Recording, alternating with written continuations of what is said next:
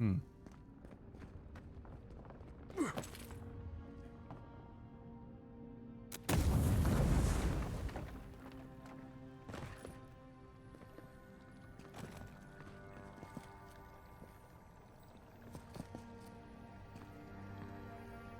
Question becomes, what spell do I use?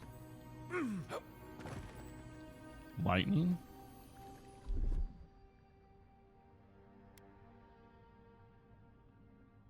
Oh, hold on. On seek.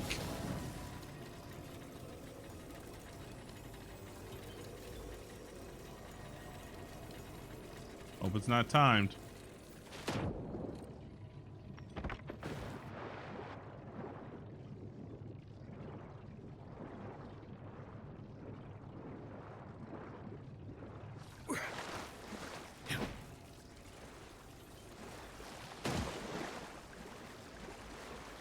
Anthony, how's it go? How's today's journey going?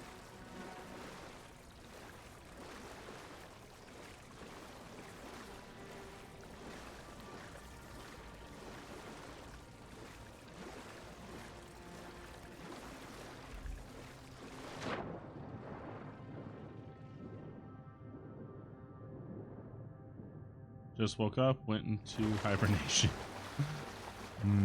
Day off today?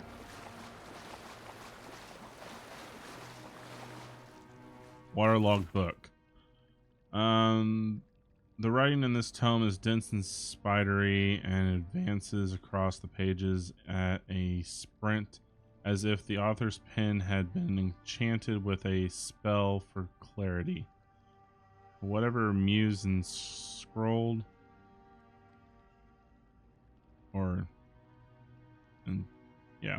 written whatever.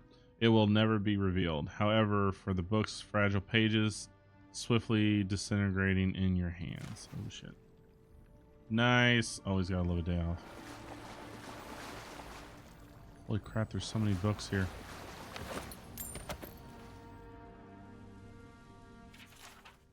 True stories from the living lands. Only the hardiest of explorers would dare take the long, dangerous trek to the living lands. While there is no denying its beauty, the diversity of plant life alone is a herbologist's dream. The inherent risk in blatantly trekking through this pristine hills is more than most should undertake. Let me take a moment to tell you about the land itself. Rolling hills, greenery, and sun. The whole area feels like a succession of hills and valleys, each with its own ecosystem. While that declaration is a tad extreme, it can almost be said to be true.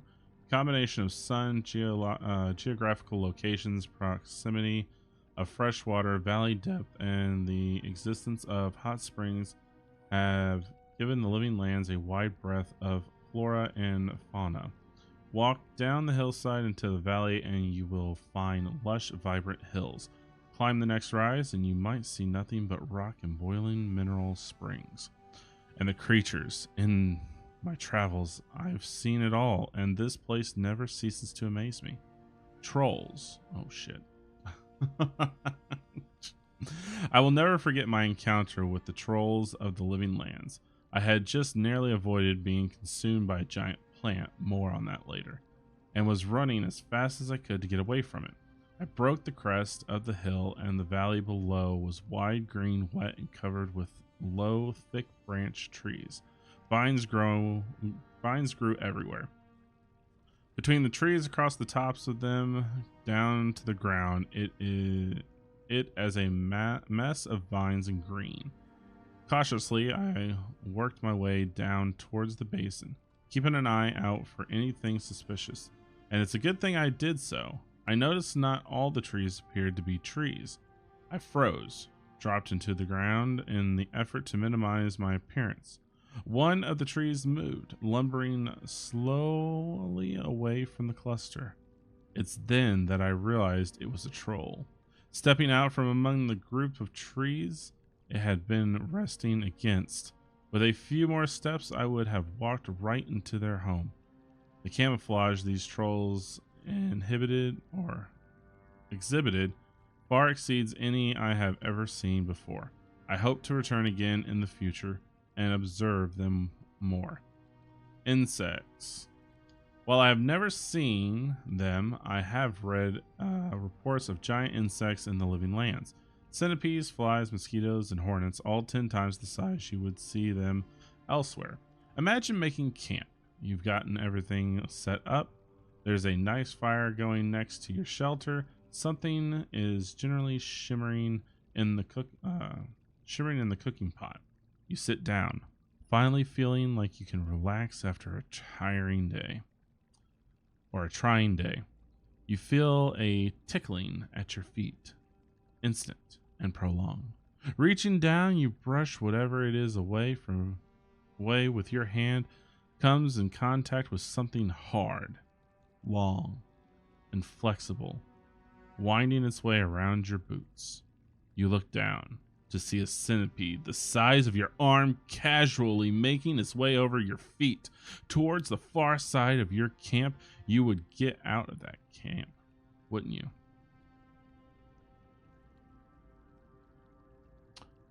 That's exactly what my friend did when he realized he had started his fire over a centipede's nest. Plants. At least we forget. Oh, and least we forget, do not let your guard down around the plants. I had discovered a wonderful collection of giant flowers. They were bright pink and grew in a circle around a center stalk. What an aroma. I lacked the words to describe how delectable it was. Sweet, fruity, and light with just a hint of something tangy. Looking closer, I saw some berries growing on the stalk in the center of the flower. Well, I just had to have them. So I started pushing my way through the flower. Then the vines growing around the base of the plant began to twitch, and the blooms turned towards me. It was at that moment I saw the blooms weren't actually flowers, but hinging jaws. I had been fooled by its camouflage. I quickly retreated, pushing my way back out just in time. The blooms slammed shut. If I had still been standing there, trying in vain to reach the berries, I wouldn't be writing this book today. Bum, bum, bum. I'm a Lorax. I speak for the trees.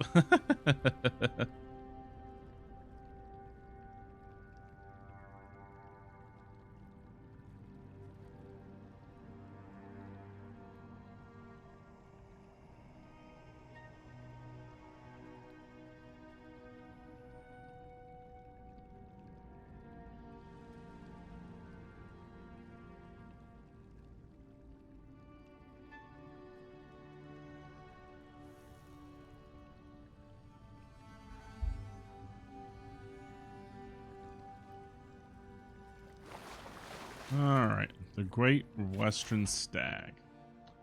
One day, Eothas was sitting on a wall, watching a cat play in the sun. A crystal hung in a nearby tree had fragmented a sunbeam and scattered small motes of light on the ground. They danced around the cat, sliding over him as he frantically batted at them. He spun in place, following one as it rushed past him, and leaping on it, trying to pin it down. Eothas smiled, amused at the animal's tenacity. The cat landed on a spot, placing his paws over it only to watch it flint away again. Eothas watched the cat's tail twitch and slap at the ground, annoyed that his prey could not be pinned. "Why must you tease him?" a voice said from behind him, accompanied by the crunch of sandals on gravel. "I merely bring the dawn," Eothas responded. "I don't stroke the hunter's heart. That's your responsibility, isn't it?" True, said the second voice, but neither do you quell it. If the hunter could not see his prey, would he still hunt? So philosophical, Helena, Eothas said, and turned to greet the two gods that approached him. Have you come to debate the parallel between sight and desire? He gestured to the wall, inviting Helena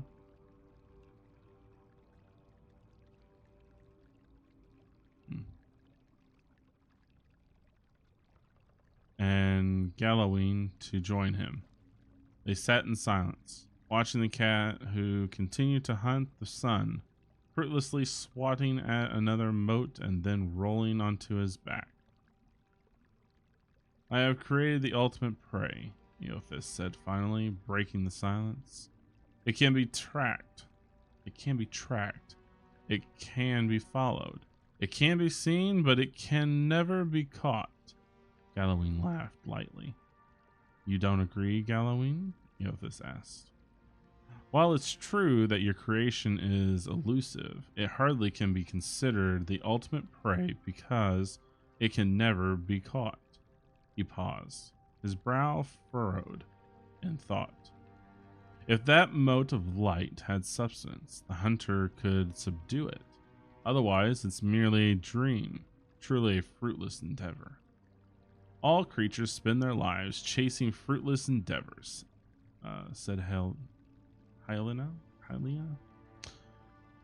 It is the way of mortality. Galloween laughed again. I could create a creature, a living creature of flesh and blood that could never be caught. I make your dream a reality. Now, it was Eothas' turn to laugh. You propose turning a fruitless dream into a fruitless reality. How is that any better? A life spent in pursuit of the attainable goal far exceeds any other. But you just said no one could catch this creature. This is not attainable. Galloween smiled. Humanity has surprised us before. Indeed, it could surprise us again. I will create a great white stag, and I will set it free in the world. I will give it grace, resilience, and tenacity. It will exist solely to be pursued for all of its days, and it will never be caught. It will serve to inspire the hunt for generations to come. All those who wish for glory will invoke my name. All those who hear its story will ask for my blessing in finding it. Hylia shook her head and threw Galloween a bemused look. I do not believe this is possible, so I too make an offer. To the person who catches the stag, and they will catch the stag, I will bestow upon them its grace, resilience, and tenacity. Thrice blessed thy will be. They will ask for my blessing on the hunt so they can obtain my boon. Galloween and Helena took up arguing whose name would be invoked more than the hunt was on. Eothas sighed. A small smile played on the edge of his mouth. He stood and looked to the sky. The sun had already started to hide itself behind the mountains. The cat, long ago tired of the stalking the moat, had fallen asleep beneath the tree. He turned and looked at the other gods, deep in debate, and sighed again. I merely bring the dawn, he repeated, as he made his way down the path. It is up to you to see what I reveal. Aww.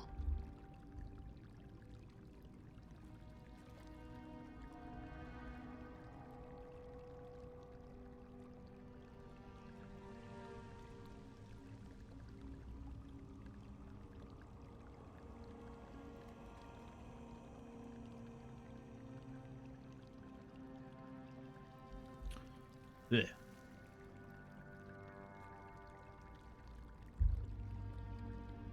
All right. Nothing is lost. The search for Yukaizo. This is from the collection journals of Wanamora, Wave Chaser. The Rega's men came to collect my portion of prize share this morning. I had nothing to give them again. I make no money for the tribe, though I am always in my little ferry boat. Gray gull carving through the waves. At night, I get no sleep. Leotero asked me to conserve the lamp oil, to come to bed, but I cannot. Not until I find it. I know it's out there. The lost city of Yukaizo. I'm just going to call it Zo. On every chart and the map of the dead fire I've found, whether Hunia, Villian, or Tu, there is a gap, an empty space where so much of our history should be. Did it burn to ash and cinders in the cataclysm? Did it sink below the waves? Does Nagati clutch it in her breast at the bottom of the sea? Perhaps it's lost and wandering like me, unmourned, looked for a home it cannot remember, but for which some instant longing burns in its chest, an ember always smothering a little fire to push it on. Ro wants me to give it up, but how can I? On mornings when the sky is so clear I can hardly catch my breath for the beauty of it. I think I see it out there, shimmering in the brightening blue light. It is a taunt. Oh, is it a taunt or a beckoning? Would I be able to tell the difference? I asked the fish folk when they return with their catch at sunset. Tibria, I see. Did you see anything? Or you, Mayabori? Or Mayabori? How about you, Hugura? They avoid me now. Rose says they're busy, but I think I'm tired, sick, and addled. The way Kira's lips curled in disgust when I approach, and the way Tibria's eyes seem to see right through me, I know. They won't have to suffer me much longer, because tomorrow I am taking Grey Gull and sailing north. Someone has to chase the old tail, so I will. Bum, bum, bum. Holy caliente. History of the Living Lands 3. This is 3? What happened to 2? Hold on. In the ruins of Ro, the great city of the ancient Hunia, in the Deadfire, I once found a curious inscription. The inscription was written in 3 languages and arranged in a circle around a small pool of water. 2 of the languages were unknown to me. The first of these scripts was largely runic, rounded, and orderly, and looked like it was meant to be painted rather than chiseled into stone. It put me to mind of the architecture of Egwith, with its frequent ashes and odd conjuring of angles. The other languages branched off one long stem. This one was curious. At first I thought I was meant to read it left-right, but the character's shape didn't have a flow that felt intentional. It wasn't until I tilted my head that I understood I was attempting to read it on its side, that I was instead meant to read it from top to bottom and likely right to left. Fascinating. I have seen nothing like it in all. Oh, so basically Japanese and Chinese writing. Interesting.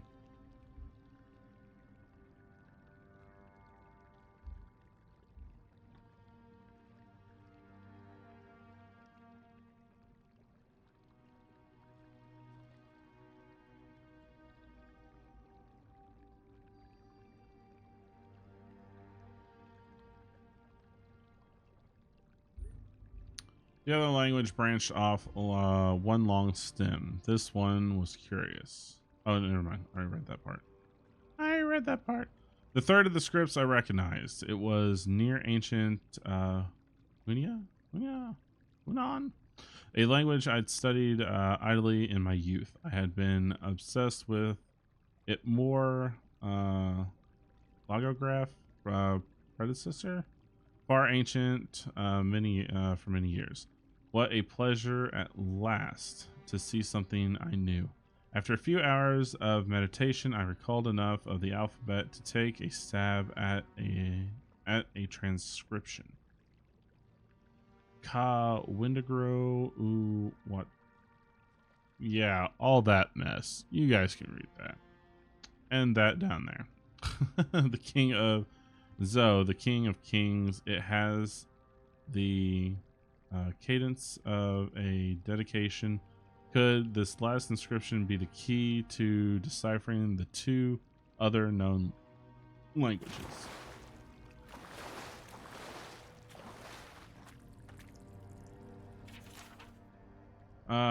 It was the time of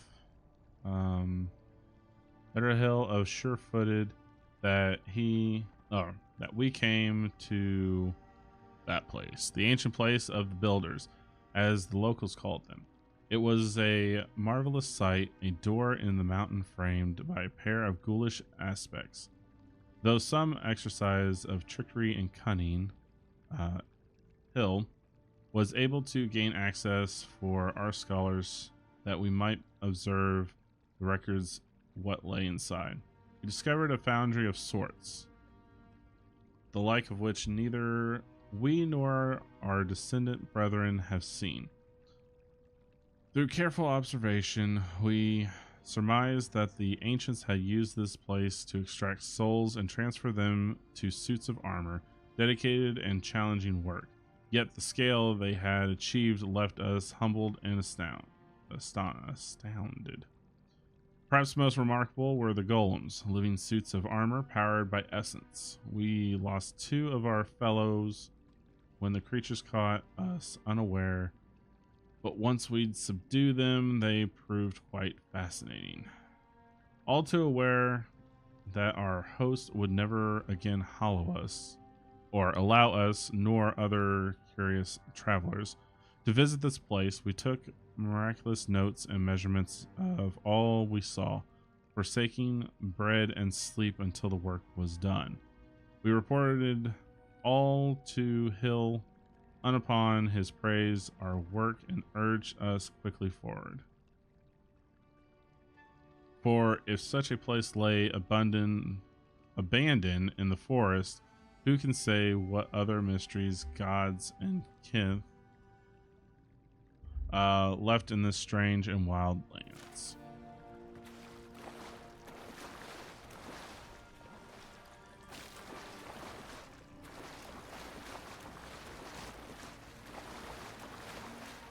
OMG.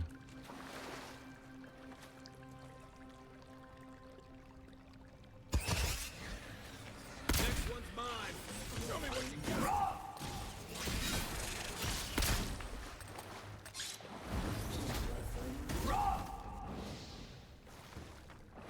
Spider, go boom boom. That's one for us.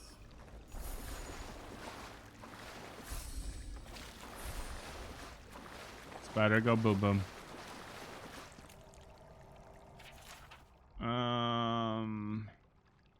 I was born and raised the migrant, migrant.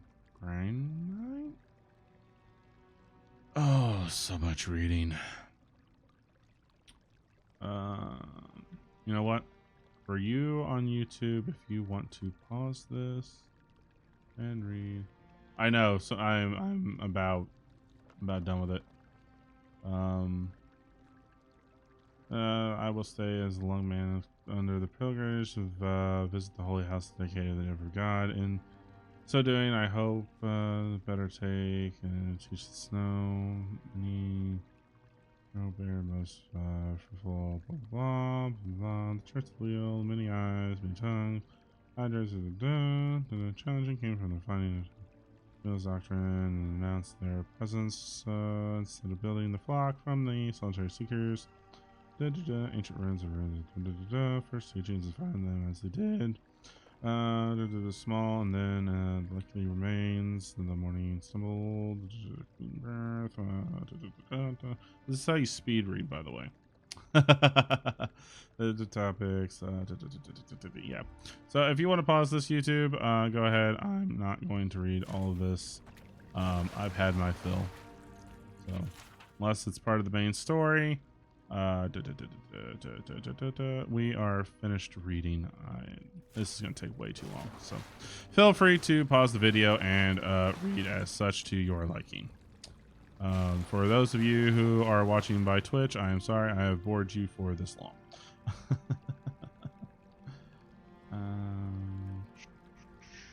What I want. This is what I want.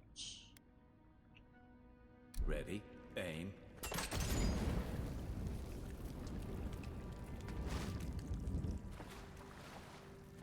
Well, that didn't do jack diddle. Aye, aye.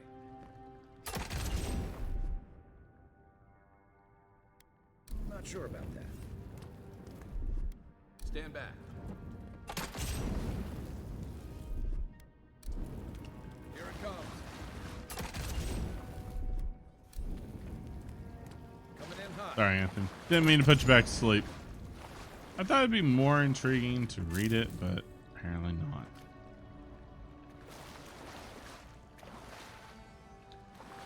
Ooh, this is the golem structure. There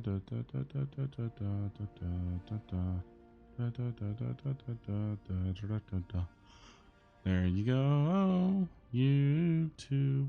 Feel free to read it at your leisure. Stand back. I don't know about that.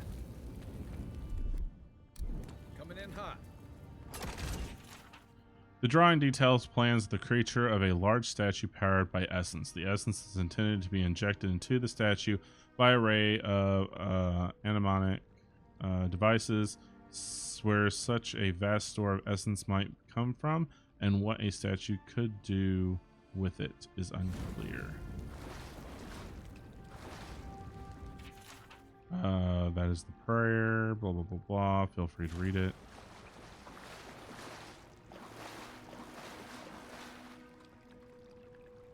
Drywood part 5, blah, blah, blah, blah, blah, blah, blah, blah, blah, blah. Here you go. Feel free to read it. Here it comes. Wake up, Anthony. Wake up. The reading time is done.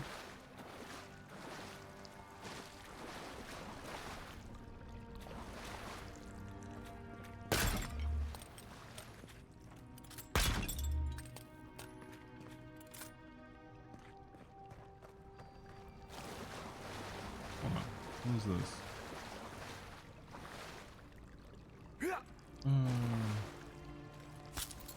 Got it. We've lost Anthony. Chat, we've lost him. He's fallen back asleep from his long overdue sleep already. Whatever shall we do? 6 years in Dawn Shore, and I never knew something this big was under our feet the whole time.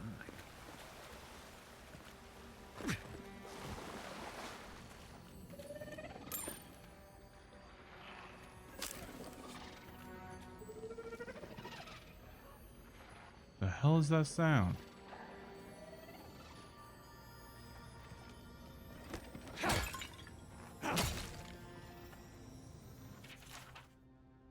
Do.